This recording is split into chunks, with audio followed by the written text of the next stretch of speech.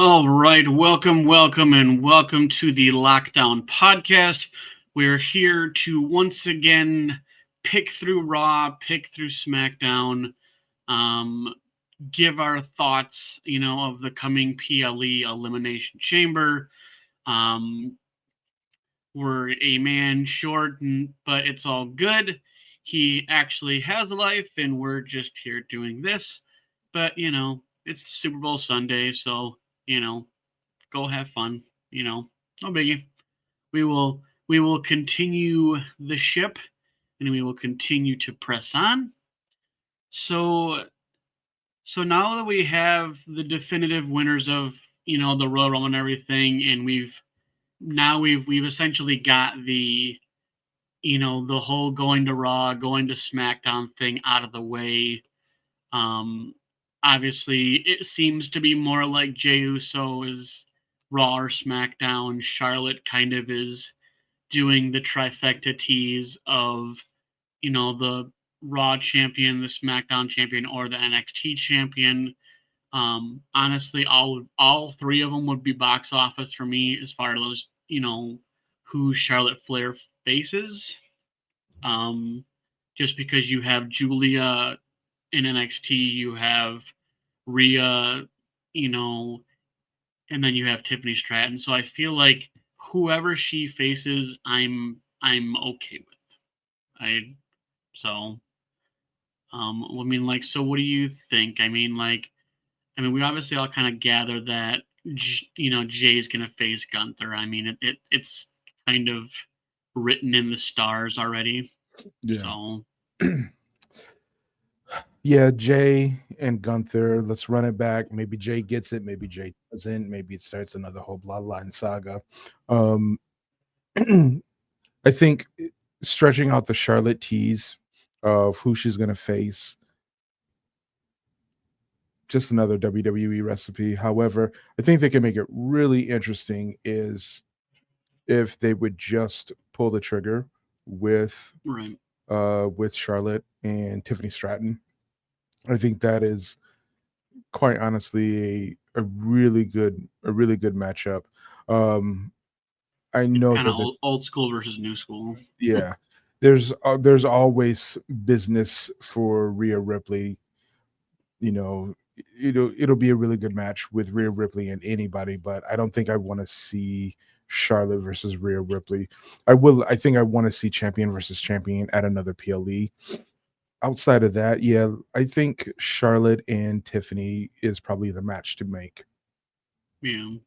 Well, and I think too is that the problem is that when you have Elimination Chamber pretty much around the corner, right after Royal Rumble, and then you have that brief moment for maybe 3 to 4 weeks between Elimination Chamber and WrestleMania, it's hard to like comprehend just because like you essentially, so if you win Elimination Chamber, you could not know who you're going to face still, and it's kind of weird just because a lot of times they're very direct out the gate, and obviously I think although Elimination Chamber I think we're still like a week or so away from that.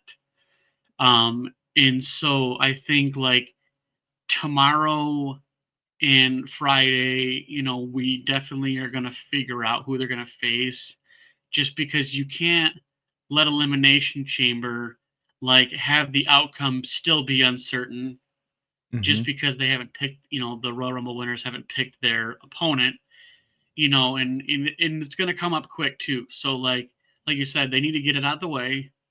Like we all know Jay's going to face Gunther. That's just a shoe in, and I mean, from what a lot of people gather is John Cena's going to face Cody Rhodes, and he's going to win Elimination Chamber no matter who they put in there. Um, I don't think that they're going to drag out John Cena's 17th run, as champion. They're not going to drag that out until, to a meaningless PLE. And I hate to say the rest of it is, after WrestleMania are meaningless, but when it's John Cena's last, year of things, it has to happen at WrestleMania.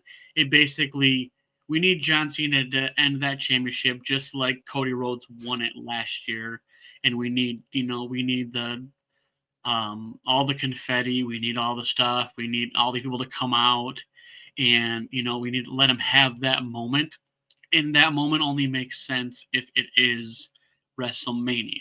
Right. So um now we don't I mean so if we have Tiffany facing Charlotte, which I mean it's still not confirmed, so I mean, but and then you have the flip side with you know with Rhea, and I think I mean I wouldn't be against either way if Charlotte faces Tiffany or she faces Rhea, just because there's stories for both of those. And so you have Rhea, obviously, they've ran it back multiple times, and they need this third match to be kind of the rubber match, Right. of them going back and forth.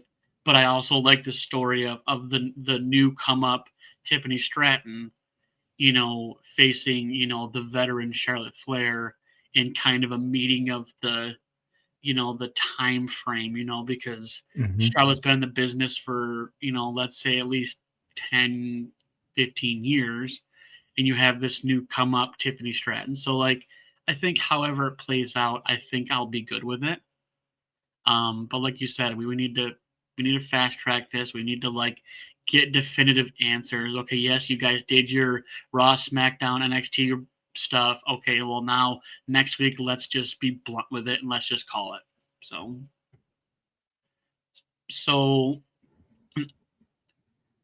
so now that we've had Penta basically on for maybe the last month, I think, or so. I think has been how long he's been with WWE now. Still hasn't taken an L. Um, Ludwig Kaiser, who seems to think he's like the greatest thing since sliced bread, but he will always be Gunther's lackey. Yep. Um, and so obviously Penta beats him. Now, I really honestly like. I think they've like we said before is that like they came out with Penta like as a bona fide star, like no NXT crap, like straight to the main roster. He's got bomb ass intro music. He's got the pyro, the fire. Like I like Yep. they're treating him like the king that he is, because he's not just any Joe Schmo, coming to WWE. Like he has decades of experience and relevancy, to be deserving of, all the fancy pyro. So like we were talking about before, Charlotte Flair basically has made her, her rounds between all three brands. Um, I don't know what it is about Charlotte right now. Like, she doesn't feel very Charlotte-y. I don't even know how that even like. I don't even know how to really put that, but it's like Mm, she just kind of comes out. She's very cavalier. She's not really, they almost kind of want her to be kind of face-ish, but she's yeah. sucking at it. Yeah. I think they can probably pivot very easily with Charlotte.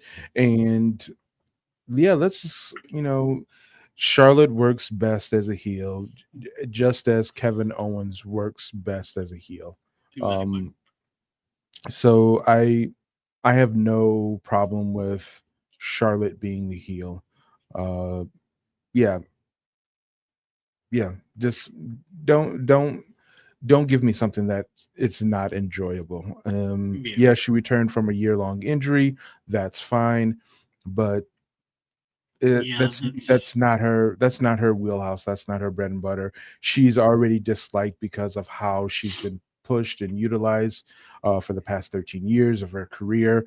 Uh, yeah, yeah, don't that's If it ain't broke, don't her fix it. character is not broke, so there's no need to Yeah. tweak it. Yeah. And If it's anything, make her go harder as a heel. Give her, right. allow her to do more heelish things and Yeah. even, She seems yeah, get definitely very darker. held back in her like promos that she's had. It I don't know, like it's weird that because a lot of times people come back, they come back with just this pizzazz, this energy, and she just kind of seems very kind of cavalier, very kind of chill, almost like it's just kind of soft, almost like because I mean Mhm. she really doesn't have anything left to prove. Like that's why a lot of people didn't want her to win the Royal Rumble is because like you've already had your glorious run, with all your championships and everything else. And that's what made people, look sideways at her winning because you didn't need this. You didn't need this. There's 29 other women that would have needed this. Well, maybe 20.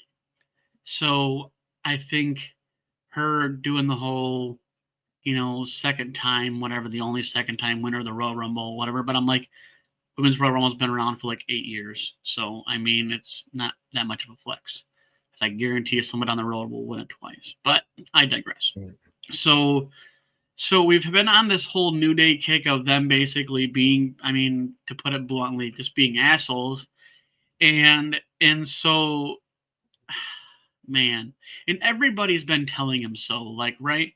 I mean, people just are like, dude, you're so bad. Like even Dominic dogged on these guys, okay? Like but and so they faced Rey Mysterio and Dragon Lee. Obviously, this was something the week prior that had kind of come about. Obviously they do beat them. I mean, it was a good match. I mean, a little bit brutal at some points, but I think this is the New Day heel turn, and you have to go 200% Hunter, you know, and I think honestly for the fact that like, literally the New Day like there's not much. I don't even think they've been doing like even like ring gear like they were they've been kind of dialing down that fun gimmick, and they just kind of Mhm. want to be you know just out there, no crazy outfits, no anime stuff, and I'm okay with that. I feel like if you're going to dedicate yourself to a heel turn, I think they're doing a good job at having people hate them. And that's the whole heel mentality is to have them hate you. So, um now Logan Paul came out, which I think anybody who's watched this podcast knows how I feel about Logan Paul. True. But Yep. like, I won't push the envelope to have to edit myself kind of thing. But like yeah, I just don't like him. I don't. I know I didn't like I show speed at freaking Royal Rumble. I hated that. I I just I'm done with like, and I get it. You're trying to pull draw. You're trying to pull fan base, but I'm like, you've had a fan base for 50 years. I don't think you're worried about getting any more by having these YouTubers and these people, come and show face in WWE. Like you've been running pretty good without having to do that. And yeah, I digress. But so so we basically had a couple of elimination chamber qualifying matches on Monday. Essentially, inadvertently, Rhea gets involved and ends up actually kind of screwing over Io Sky. So Liv Morgan basically got in via disqualification. I think we'll definitely see something Monday, or tomorrow, essentially tomorrow. But in a response to that between Rhea and Io, I don't know exactly how it'll go, but I know we always have that the last spot qualifier or whatever. So I think Io Sky will probably end up being in, um, regardless of the Liv Morgan match. So I and I kind of like how they have that last qualifier. Like, okay, everybody lost, okay, but now everybody gets everybody gets a second Right. shot at trying to get in. Versus just having straight up, the matches. It is weird how sometimes they have one-on-ones and sometimes they have triple threats. I think they've been having single ones with the women, I think, and the men's have been triple threats. So, and I think obviously it's just more based on the amount of wrestlers you have at your disposal too, though. So, um, man, I don't even know how to even describe. So, Sami Zayn comes out, chitter chatter, chitter chatter, and here comes Seth Rollins, and I don't even know how to describe his outfit. It was not as flashy as it normally is. He's out in like a black leather trench coat that like he looks like he borrowed from the Undertaker, and in a cowboy hat that he looked. I don't even know who he got that from because JBL has more class than that. So I don't know where he got. I don't know where he got the whole leather get up, but yeah, and basically just hyped up Sammy. Just giving him honestly a pretty fair pep talk. Um, but he also had to face CM Punk, and obviously we know how WWE loves CM Punk. So um, CM Punk honestly after that honestly does beat Sami Zayn. Um, Not too surprised on that. I don't like I don't like that particular matchup. Not because I have disdain for CM Punk, but I like Sami Zayn. Yeah. And it's getting kind of annoying how they push him as what I would call as like a super mid Carter. Okay. I think Sammy deserves a lot more than he's getting.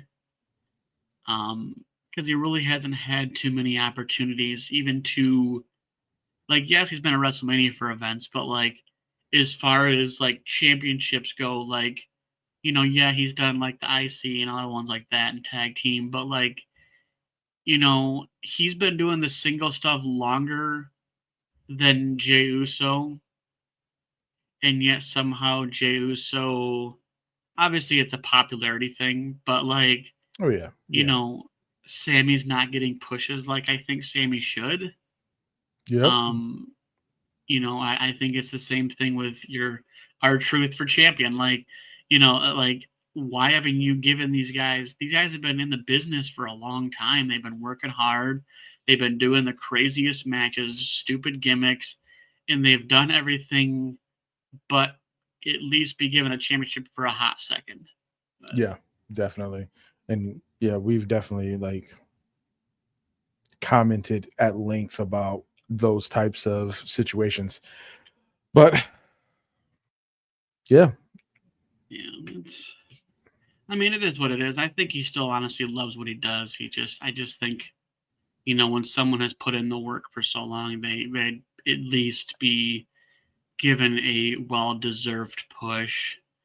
Um, and then maybe we'll see something here soon. I think honestly, when John Cena's gone, I hope CM Punk goes, and then I feel like, the bloodline stuff is definitely dissipated.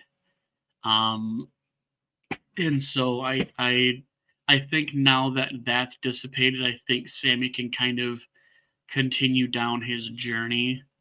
Because I feel like the bloodline stuff held him back. And not that it wasn't great work on his point, you know, but I just think that held back his singles push and put him in a lot like a 2-3 year spin of bloodline nonsense. And yeah, so so like, what do you think for like Sami Zayn? Like, what are your thoughts on it all? I think for Sami Zayn, I do agree with you that he has been kind of this workhorse, this mid card workhorse with occasional um, teases of greatness.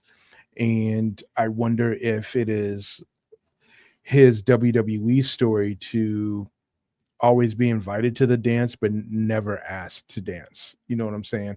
In the sense of never getting the chance to have a championship run. You can win this mid card title or this tag team title, or have this reoccurring long term feud with Kevin Owens or someone else. But we're not gonna make you the face of the company.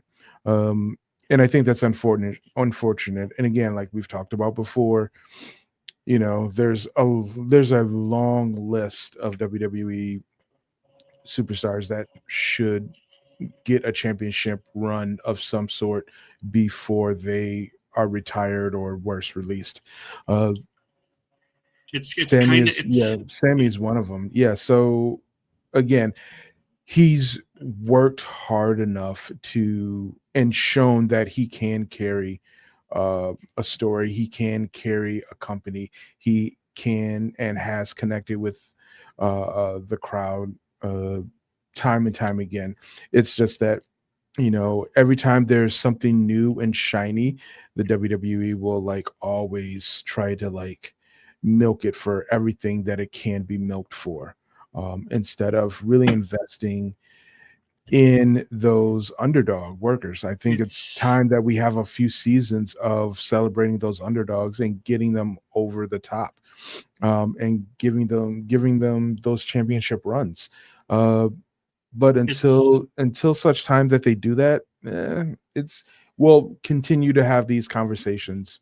yeah, and I think a lot of it, I think too, is that like he's he's always like, I mean, to definitely make an NFL pun, but like, he basically is always in the wild card race. Right. And he basically needs a perfect storm of things to go wrong for other people in order to basically catapult him. I mean, it's like the same thing with Drew McIntyre, right? Like, the pandemic era was treacherous, because you basically had the Thunderdome era or whatever, right? And someone had to carry that flag, and it just so happened to work out for Drew McIntyre.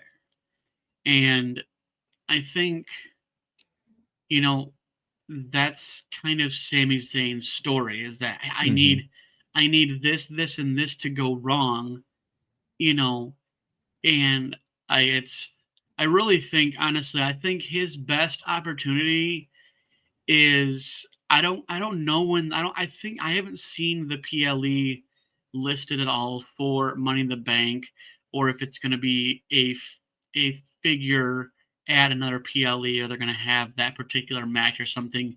But I think Sami Zayn winning Money in the Bank would be the greatest segue for him to be champion. Right. You know, and it wouldn't have to be something he would have to like, he wouldn't have to have a championship for a really long time, but the notoriety of being the champion, and essentially, I mean, I think that'd probably be his grand slam. I'm pretty sure he's probably won about everything else. So I think, that would be a great segue for him to become champion without having to force a storyline. So, but I mean, Elimination Chamber definitely it's going to be interesting, to put it lightly. But Yeah. Yeah. Definitely. um, so obviously, so after CM Punk beats Sami Zayn, I'm not liking this Kevin Owens. You know, basically, I don't even, what do they call the move? Oh, it's what is it? The package Package pile pile driver. driver. Yeah, package pile driver. Yeah. I Mhm. don't like that, because it does, like, no matter how you like it make it look, it still looks like it takes a couple inches to fuck up that move. Yeah, but And I mean, and if it of all the was, people to deliver that move, I think Kevin Owens is probably the person. Like, I wouldn't want anyone other to deliver that move, and I wouldn't want anyone to take that move unless it was someone who had experience yeah. with that package pile driver. Uh, Sami Zayn is like number one on that list. I'm surprised everyone else that got hit with it, which is Well, Cody Rhodes and Randy Orton so far, but like, I don't accepted it. understand is that the severity of when he first did it to Randy, all of a sudden Randy's just on the shelf, right? But then all of a sudden, like, Cody comes back and it's like not even phased. So I can't, so I don't like that. If you're gonna pull off, and you're gonna do that particular spot, Right, right. this isn't the best time. Like, Cody comes back like it's nothing, but Randy's been gone for another month or two, and so it's like you downplay the severity, but it's kind of like we've talked about before, kicking out of finishers, right? Hmm. You know, Yeah. if it's a regular show, oh yeah, it's always done every time. But then why is it the same thing, but it's a PLE and they always kick out? Well, But with Randy Orton, we can blame in kayfabe. We can say other injuries have led to him being on the shelf for yeah, long. You know, yeah. I mean, so and Randy's had a with history. Randy Orton, we can play it off more. But with and even Sami Zayn, we can write Sami Zayn off for a couple of weeks. Yeah, He doesn't have to be on TV until that last qualifier, and then we could like sell it like, hey, you really shouldn't be out there, and then yeah, he makes it to the yeah. I elimination mean, that chamber. like So, I think that that's a fair assessment. Yeah, I yeah. But at the same time, it does make sense to have a move like that package power driver, and then you write off that character for a couple of weeks and not have them come back like, following week to start a feud or anything like that. I don't know, or I can't. Yeah, I don't remember seeing any type of like medical tape or anything like on Cody Rhodes during his match after taking that package power driver. But I think there can be a few things that can be tweaked with those types of things where it does make it more believable, so to speak, of how they're able to come back, from that package pile driver. Like for Sami Zayn, it's pretty easy to like say like, well, Sami Zayn probably has taken this move several times before in his career, alluding to his El Generico character in Ring of Honor. So, we can there's some things that can be played with, but for other people like on the like mid-card performers, no, if you get a package pile driver, it's like, you're off TV for a couple of right. weeks. Well, and I You think know. too, I don't think that with the amount of experience that WWE has, that like they know how to protect their wrestlers and they know how to sell things. I mean, I don't mean to scramble over to AEW, but like they do not let diminishing moves like get played out properly. And you see it a lot of these videos. I've seen a lot of clips and everything, and it's just like, there's a lot of moves that they don't sell, and they play it off as like it's just a back body drop or something, or a simple, Yeah. belly to belly suplex, or like and so I think it's WWE has perfected the selling of finishers, you know, and I When think it's they've done it when tenfold. it's convenient for them to do so. Yeah. But they're, like the whole when he took that package power driver from Saturday night or, Saturday night main event or whatever have you, they should have had him off TV at least a week. And I can't remember if they did or didn't. I Um, don't know, but yeah, let's just say that Cody, he got his, Kevin Owens got his receipt from Cody Rhodes yeah, at, at the Royal Rumble. Because I'm sorry, man, I don't care how much of the job you can sell and how much you can pretend it doesn't hurt, but man, like Kevin got a receipt tenfold from Cody, and I feel like I don't think there's gonna be like I think that was the nail in the coffin between Kevin and Cody. I think Kevin's just gonna kind of drift around and to basically piss off everybody. And I'm okay with that because that's Kevin Owens. yeah, Kevin Owens is the guy that does not have friends and he likes to piss off everyone. So yeah. let's roll over to SmackDown. So Jey Uso, Cody again, like I said, they do these whole round robin things of going to whatever brands to talk to their champion or whatever else. Now they were having a nice, cordial, delightful conversation and a little bit of reminiscing, but here comes the Samoan werewolf and Mr. King of the I don't even know what the I don't even that's he just it's goofy but it works. Tamatunga, but like So basically, that leads into them having a match later. We'll get to that nonsense in a bit here, but like, yeah, I love that they are absolutely giving Jacob Fatu freedom to do what Jacob Fatu can do. So I honestly I think we've all been waiting for this moment because Jacob Fatu Unleashed is a very dangerous Jacob Fatu. Right. So um so we have another elimination qualifier match, and I know I talked about this beforehand. Is that I'm sick of Bianca Belair being the new like Becky Lynch, being the new Charlotte Flair, being the new Bayley, where she's interjected in every freaking match, every big anything. Like, you're the tag champion, go do tag team things. Like, I don't understand why they put second tier champions in a match going for a world championship when they don't even do anything with the championship they have. It's like the same thing of them putting Lyra Valkyria in an elimination qualifier match. And I'm like, why? You don't even do anything with the championship you have right now.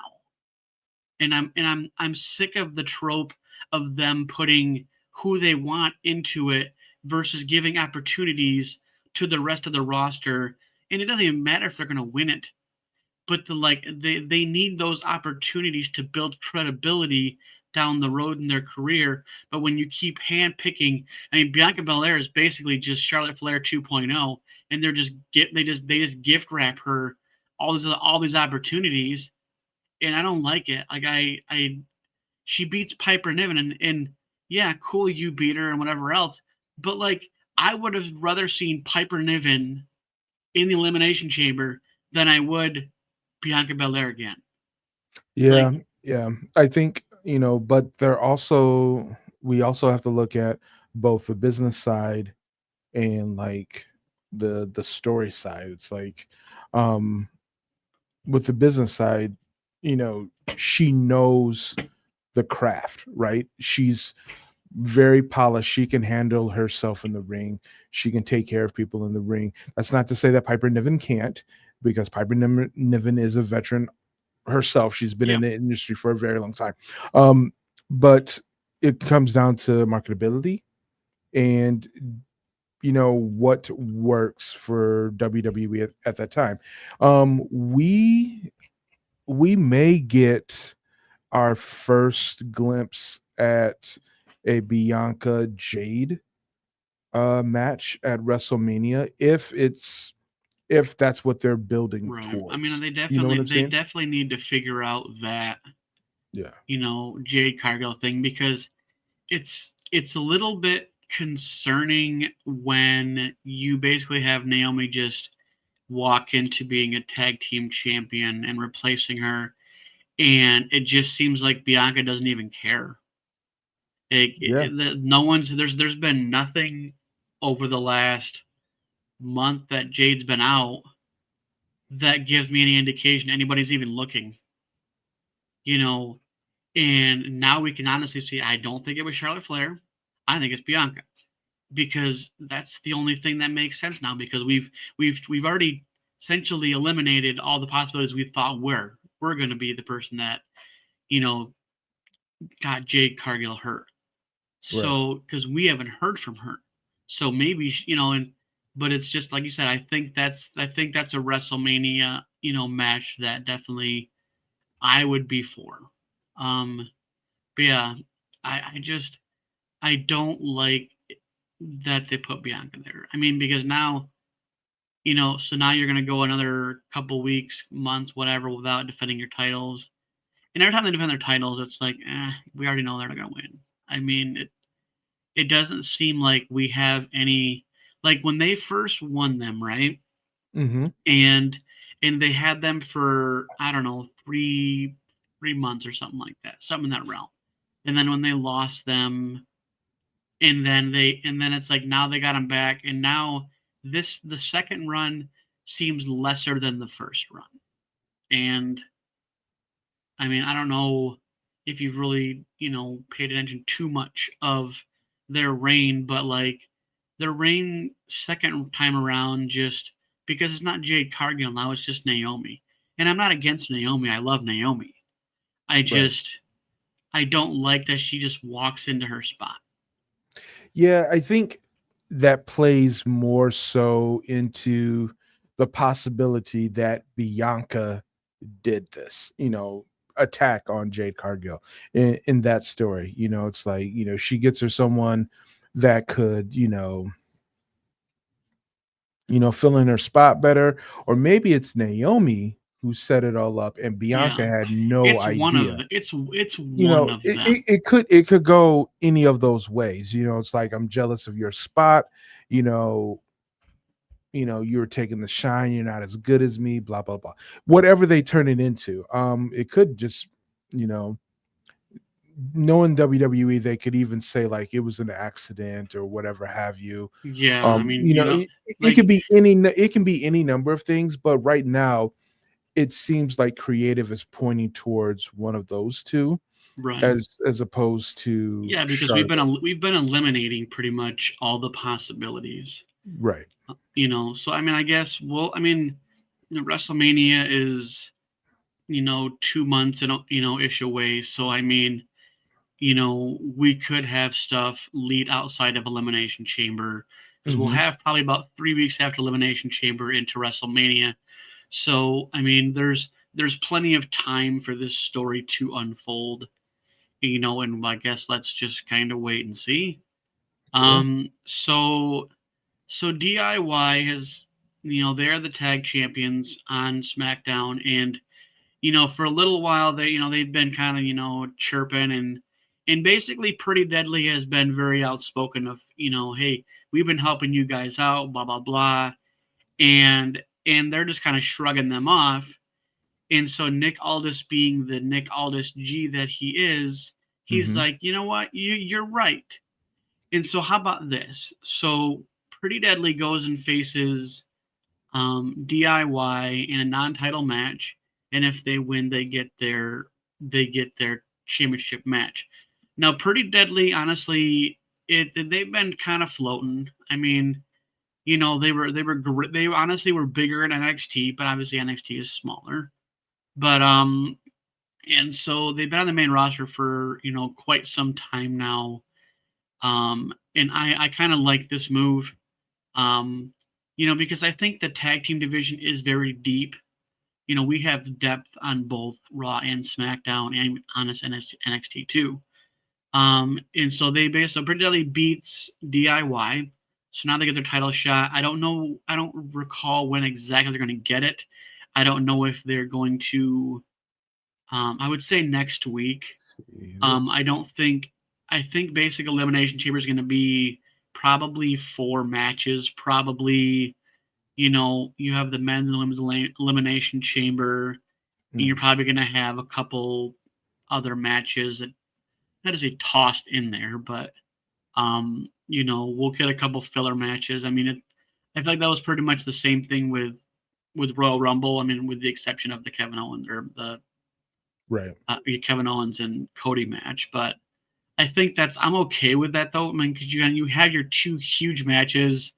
You don't want to over trump the severity of those matches, so you kind of just throw stuff in, and I think that's the recipes, right? I mean, Right. that's a very well known used recipe in WWE, and I'm okay with it as long as they're good matches. I don't care. I Right. mean, Right. I don't care if it's Raw or SmackDown and there's a good match, or it's a PLE and there's an okay match. At the end of the day, we just love the product. So I mean, we get what we get in the doses we get it. Sometimes you get 5-star matches, Hmm. at just a Raw or SmackDown, and I'm good with it. Um, so oh man, I would say this was probably my favorite segment on SmackDown. But so you know, Jimmy Uso comes out, um, or sorry, Drew McIntyre would come out and was interrupted by Jey Uso kind of talking about the Elimination Chamber stuff. Right. I don't know if you see. Did you see that like a little bit of the LA Knight coming out or whatever?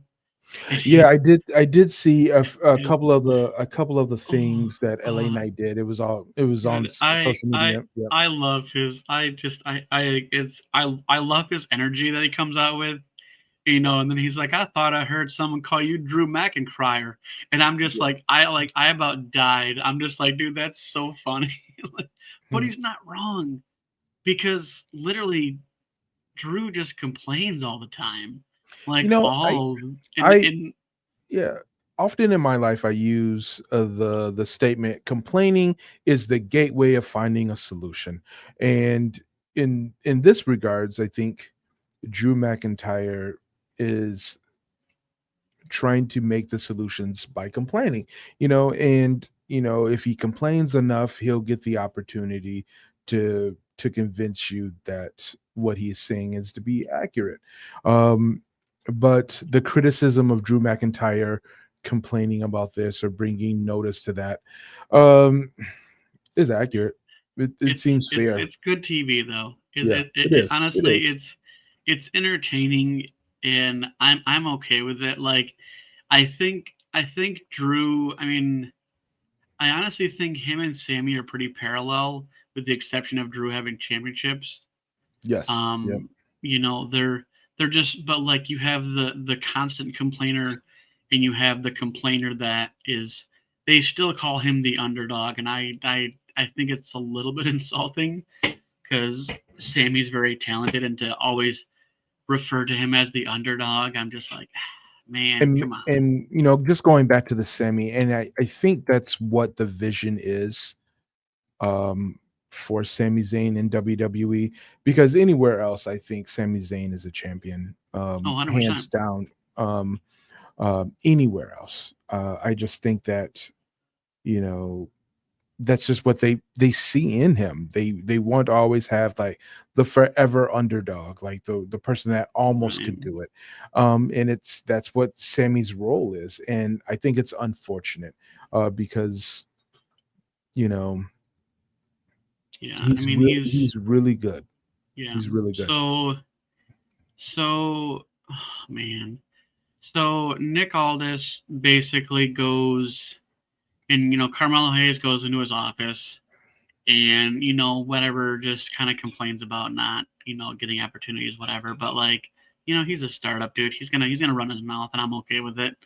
I honestly, I really look forward to Carmelo Hayes, and I've been very outspoken about that because I like his everything about him. I think he's super talented. I think he's young. He's got ambitions. He's got an ego 10 miles wide, and that's okay. That's the game. But so Nick Aldis makes this match against Akira Tozawa and Carmelo Hayes, since obviously the whole Royal Rumble thing. And man, I chalk it up to Akira Tozawa. Okay, like I he plays with the hand that he's dealt, and if and he's not real like, and he's no slummed. Like that's the thing, is like they make him goofy, but Right. honestly, like he's really talented. It's just there's not much for him right now, and that's just kind of what it is. Yeah. But I definitely think, I feel like they do definitely need to bring back 205 Live though. And like it doesn't have to be on TV, but like I would like to see Akira Tozawa as um God, what do they call that championship? The cruiserweight. Like Yeah, he could definitely be a great cruiserweight champion. I feel like they need to bring that back. Like maybe they can have they can do the main event taping before like Raw or something, or SmackDown, and then go back to 205 and do that once a week too. Like I feel like there's a lot of small wrestlers, and that's just what it is. But like that could definitely use some shine. So, but I digress. So Charlotte basically is, again comes on her little tour of who am I going to face, for WrestleMania or whatever. I'd chalk it up to Tiffany Stratton. Honestly, I think she not only honestly has the talent and the physique for it, and not even like the beauty of it, just like the skills. Um, and I think she has an ego, but she can back it up. After all said and done, she is the champion, and she has defended it numerous times. Not as much as some other champions, but I mean, I chalk it up to her. Honestly, she's doing her job. I don't have anything bad to say about her. Now, okay. So, did you see that whole Mandy Rose whatever complaining about Tiffany using her phrase? Now, I don't know if you've seen it or not, but you think it's probably on some freaking social media platform. But like, Yeah. so basically, because Tiffany says put some respect on my name, like Mandy Rose is so irrelevant right now that she has to go on her podcast and say, "Oh, she stole my phrase and she even said it like me." And I'm like, who also says put some respect on my name? A lot of people. Yeah. You don't Yeah. own that. You Yeah. don't there's no you don't own the copyrights to that phrase.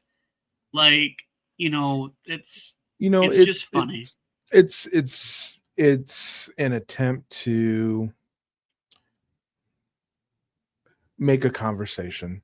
Right. I think just because you're the first to say something doesn't mean you are the owner of that.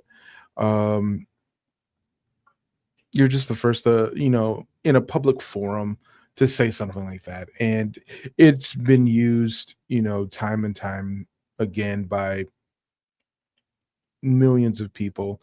Um,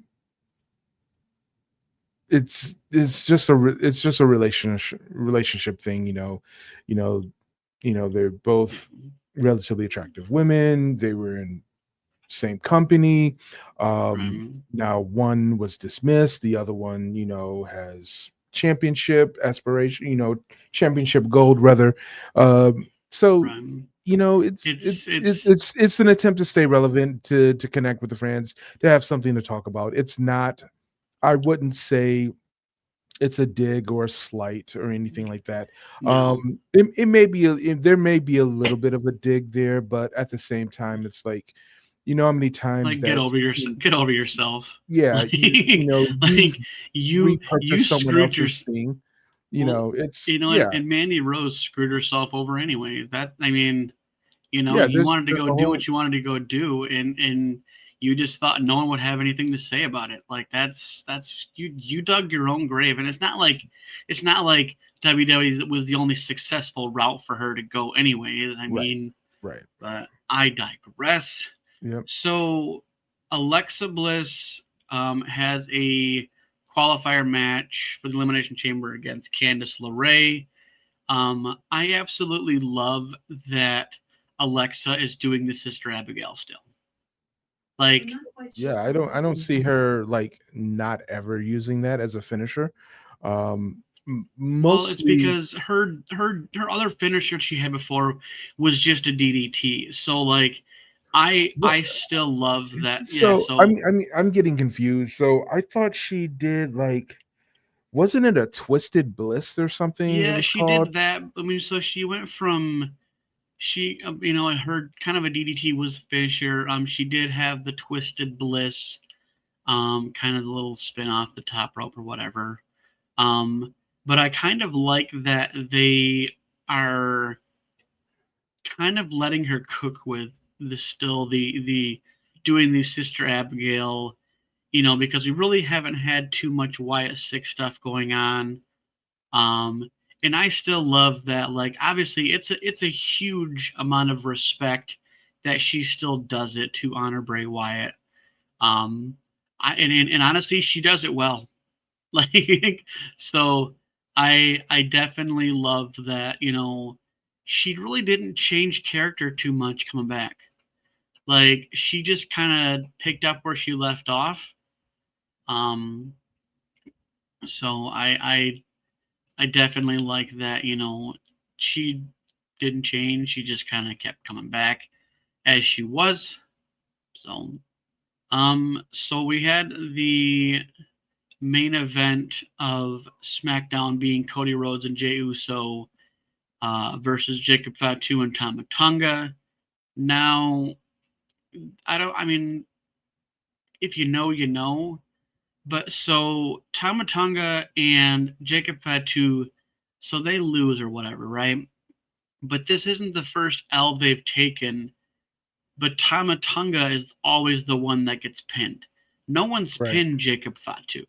Yeah. So We I all think That's that's going to all a be recipe. That's all a recipe. exactly. Yep. And so I So, think that this is definitely, a segue to like, hey, guess what? I wasn't pinned. I ain't never been pinned, blah blah. It was like we like the same thing when Roman had whatever and like the other person was pinned. I was like, I was never pinned.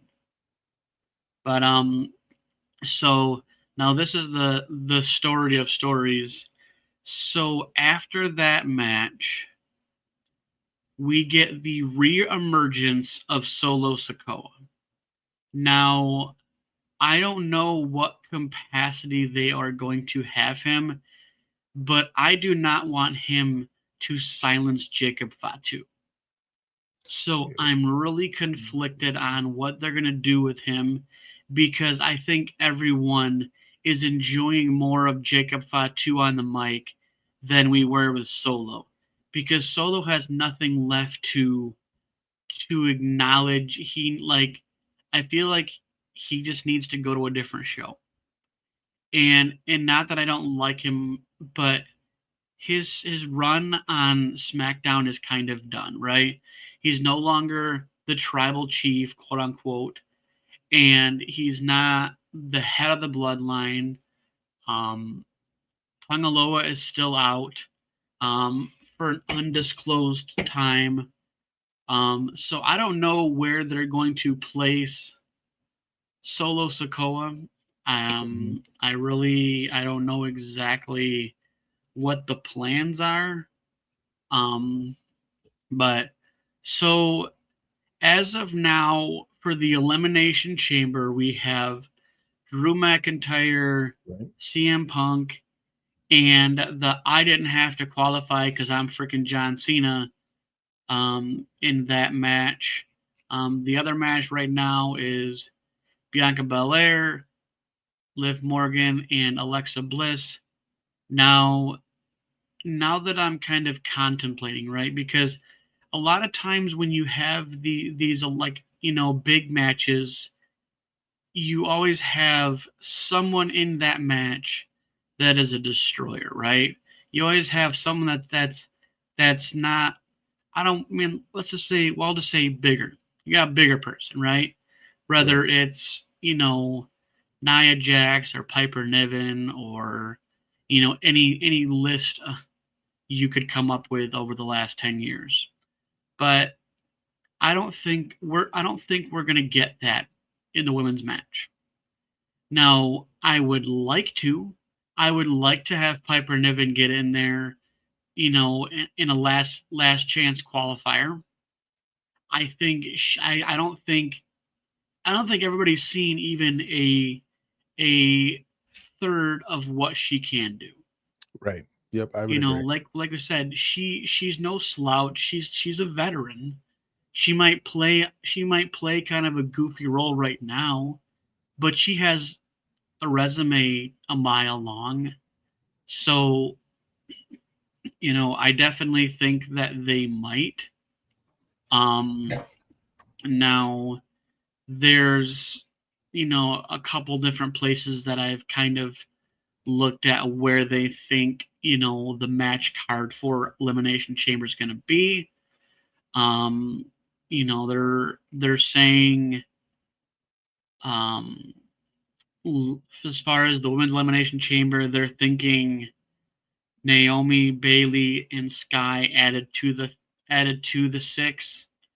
Um, I think that would honestly be very interesting to have Bianca and Naomi in the same match, Yeah. just because then you'd see tensions rise. Now, Yeah. the only issue I have with that is that Belair face, Naomi face, Bailey face, Io Sky pretty much face, Alexa Bliss undecided, and then you have heel Liv Morgan. Now, if any kind of history has taught us anything, is that a lot of times the odd man out is the one that wins the match. And I don't want to see Liv Morgan win this.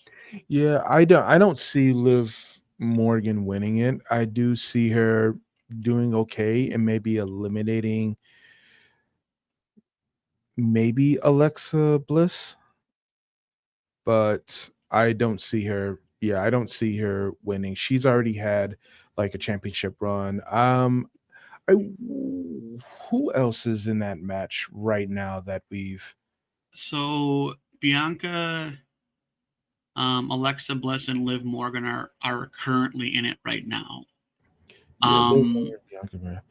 Yeah, I would not be surprised. it's too No. many. Like I don't know. It's just weird. I always feel like there's supposed to be like a semi balance of heel and face characters in the big matches. Um, but I really wouldn't. I really honestly hope that that's not the three that they did. Again, You know, this is pure pontificate. This is right. via Bleacher Report. They're just kind of guessing. Yeah, I think I want some surprises in there. Um, like Piper Niven. Um, honestly, I would not honestly be against if Piper Niven won, right?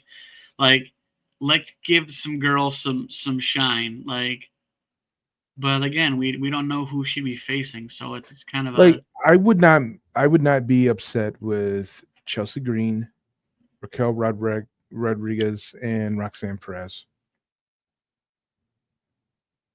But I either just don't like or, when you we're have like a tag team put in there and then well, you it, know it it definitely makes the conflict of friendships come into play. So, with that being said, I wouldn't mind seeing some conflict between tag team members. So, but for the I'm, men, I think we'll get Logan Paul. oof.